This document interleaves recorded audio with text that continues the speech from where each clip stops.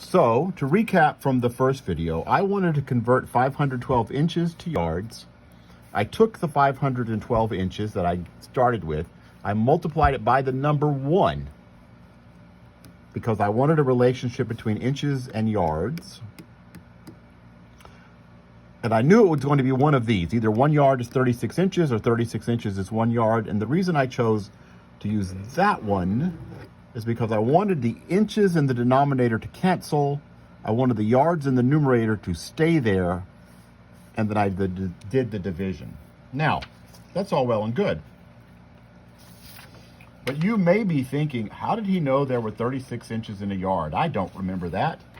Well, what if you don't remember that, but you remember some things about inches and yards? I hope you remember some things about inches and yards. I'll write them down here. I know that there are 12 inches in 1 foot, or 1 foot is 12 inches. And I know that there are 3 feet in 1 yard, or 1 yard is 3 feet.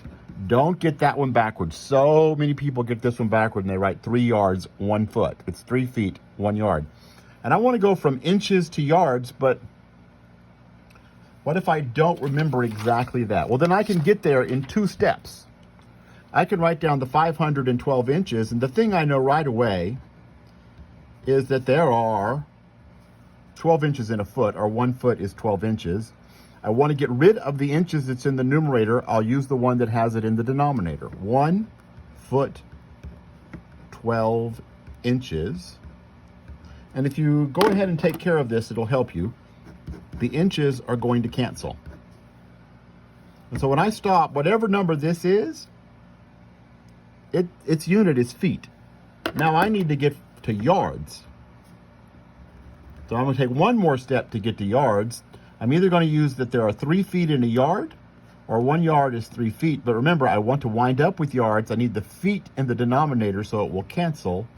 1 yard, 3 feet. The feet will cancel. Just the unit, not the number. And I'm left with, in the top, 512 times 1 times 1. And the bottom, 12 times 3, which is 36. And the units left is yards. And you'll notice that's exactly what we had here. 512 yards, 36. That is 14 and 2/9 yards. Okay? Now you might want to watch that one, the first video and this second video, a couple of times. We're going to do some more examples. Don't worry about it. Example 3. Convert 3.5 tons to kilograms. Yikes.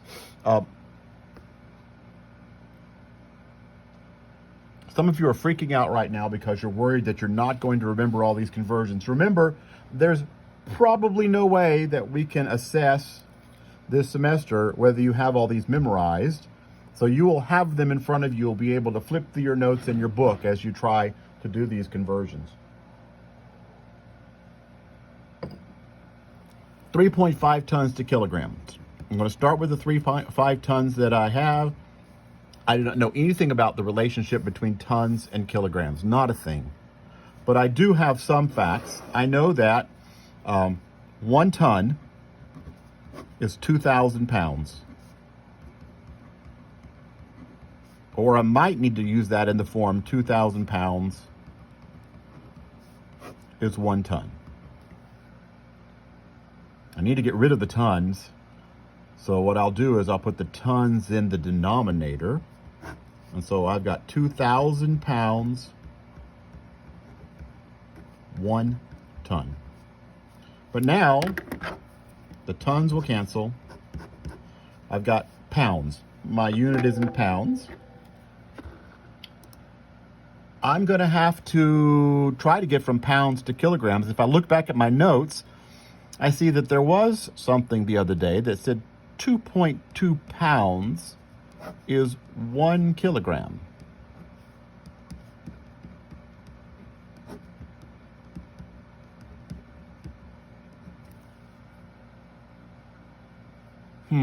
Which one of those do I need? I want to get rid of pounds. By the way, I used LBS.